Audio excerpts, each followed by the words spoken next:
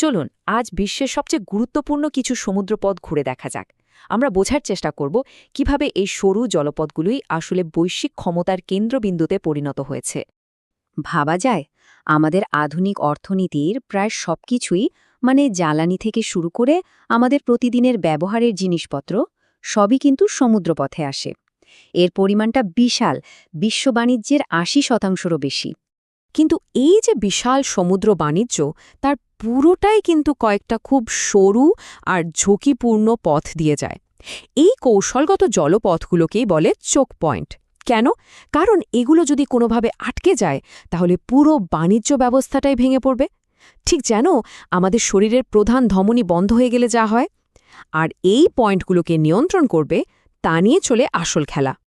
তো প্রশ্নটা হলো, এই যে গ্লোবাল লাইফলাইন, এগুলো আসলে কার নিয়ন্ত্রণে? চলুন এই ব্যাপারটায় একটু গভীরে যাই। দেখি বিশ্বের বড় বড় শক্তিগুলো কিভাবে এই গুরুত্বপূর্ণ পথগুলোর আশেপাশে নিজেদের জায়গা পাকা করছে।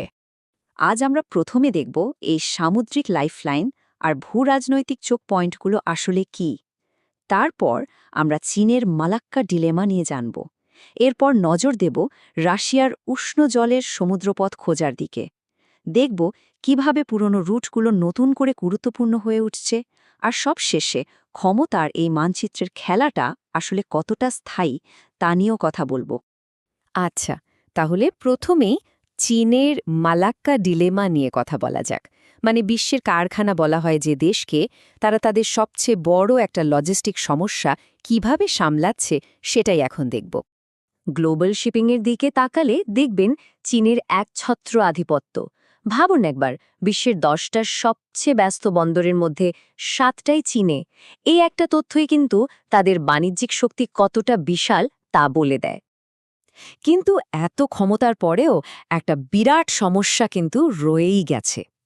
চীনের এই বিশাল বাণিজ্য নির্ভর করে মাত্র একটা সরু সমুদ্রপথের ওপর।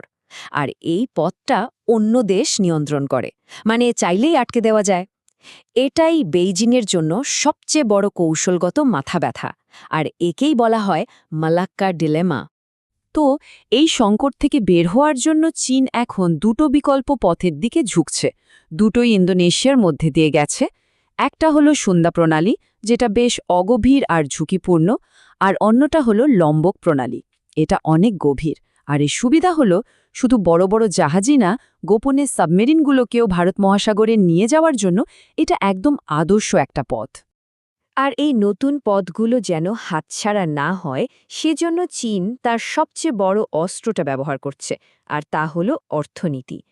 ইন্দোনেশিয়ার সাথে সম্পর্ক মজবুত করতে তারা শুনলে অবাক হবেন, প্রায় $91 বিলিয়ন বিনিয়োগ করেছে তাদের বেল্ট অ্যান্ড রোড ইনিশিয়েটিভের মাধ্যমে। এবার আসা যাক রাশিয়ার কথায়। মজার ব্যাপার হলো, রাশিয়াও ঠিক একই রকম একটা সংকটের মধ্যে আছে। তবে তাদের এই সমস্যাটা আজকের না, এটা বহু পুরনো, বলা যায় ঐতিহাসিক। দেখুন, রাশিয়ার উত্তরের বন্দরগুলোও তো শীতকালে বরফে জমে যায়। তাই সারা বছর বাণিজ্য চালু রাখতে তাদের এমন একটা সমুদ্রপথ দরকার যেখানে বরফ জমে না। আর সেই রাস্তাটা হলো কৃষ্ণ সাগর থেকে বেরিয়ে তুরস্কের বসফরাস আর দার্দানেলেস প্রণালী পার হয়ে ভূমধ্য সাগরে পৌঁছানো। এছাড়া আর কোনো উপায় নেই। আর ঠিক এখানেই তুরস্কের আসল ক্ষমতা। ১৯৩৬ সালের একটা চুক্তি অনুযায়ী এই দুটো প্রণালীর পুরো নিয়ন্ত্রণ তুরস্কের হাতে। রাশিয়ার অর্থনীতির চাবিটা আসলে তুরস্কের কাছে। ভাবা যায়, প্রতি বছর প্রায় ৫০,০০০ জাহাজ এখান দিয়ে যাওয়ার জন্য তুরস্ককে টোল দেয়। এখনকার ইউক্রেন যুদ্ধের কারণে আরও একটা চোক পয়েন্ট, কার্চ প্রণালী, রীতিমতো যুদ্ধক্ষেত্রে পরিণত হয়েছে। কারণটা খুব সহজ, যে এই পথটা নিয়ন্ত্রণ করবে, পুরো আজব সাগর তার নিয়ন্ত্রণে চলে আসবে। আর এটা যুদ্ধের জয় পরাজয়ে বিরাট একটা ভূমিকা রাখছে। আচ্ছা, এবার একটা দারুণ জিনিস দেখা যাক, কিভাবে আজকের দিনের লড়াইগুলো ইতিহাসের প্রায় ভুলে যাওয়া কিছু সমুদ্রপথকে আবার আলোচনার কেন্দ্রবিন্দুতে নিয়ে আসছে। যেমন ধরুন, লোহিত সাগরে হুতিদের হামলার কারণে বড় বড় জাহাজ কোম্পানিগুলো এখন সুয়েজ খাল ব্যবহার করতে ভয় পাচ্ছে। ফলে বাধ্য হয়ে তারা সেই পুরনো পথটাই ধরছে, আফ্রিকার পাশ দিয়ে ঘুরে যাওয়া। ঠিক যেন ৫০০ বছর আগের অভিযাত্রীদের মতো। ইতিহাসটা কেমন অদ্ভুতভাবে ফিরে আসছে, তাই না? আর এই পরিবর্তনের কারণেই মোজাম্বিক চ্যানেল হঠাৎ করে খুব গুরুত্বপূর্ণ হয়ে উঠেছে। আর ঠিক একই সময়ে মোজাম্বিকে আবিষ্কৃত হয়েছে এক বিশাল প্রাকৃতিক গ্যাসের ভাণ্ডার, প্রায় ১০০ ট্রিলিয়ন ঘনফুট। দুটো ঘটনা মিলে দেশটাকে যেন একটা নতুন ভূরাজনৈতিক খেলার মাঠে পরিণত করেছে। জন এফ কেনেডির একটা বিখ্যাত কথা আছে, যা মোজাম্বিকের এই পরিস্থিতির জন্য একদম পারফেক্ট। তাদের এই নতুন সম্পদ একদিকে যেমন আশীর্বাদ, অন্যদিকে এটা বিশ্বের বড় বড় শক্তিগুলোকে চুম্বকের মতো টানছে। এখানে বৈদেশিক নীতিতে সামান্য একটা ভুলও কিন্তু তাদের জন্য ভয়ঙ্কর বিপদ ডেকে আনতে পারে। তো এতগুলো উদাহরণ থেকে মূল বিষয়টা কি দাঁড়ালো? আমরা আসলে কি শিখলাম? ব্যাপারটা খুব সহজ।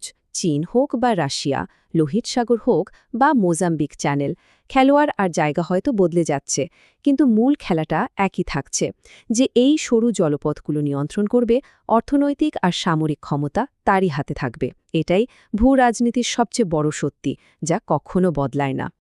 দেখুন, পৃথিবীর মাটির মানচিত্রটা হয়তো সহজে বদলায় না, কিন্তু সমুদ্রের ওপর ক্ষমতার মানচিত্রটা কিন্তু সবসময় বদলাচ্ছে।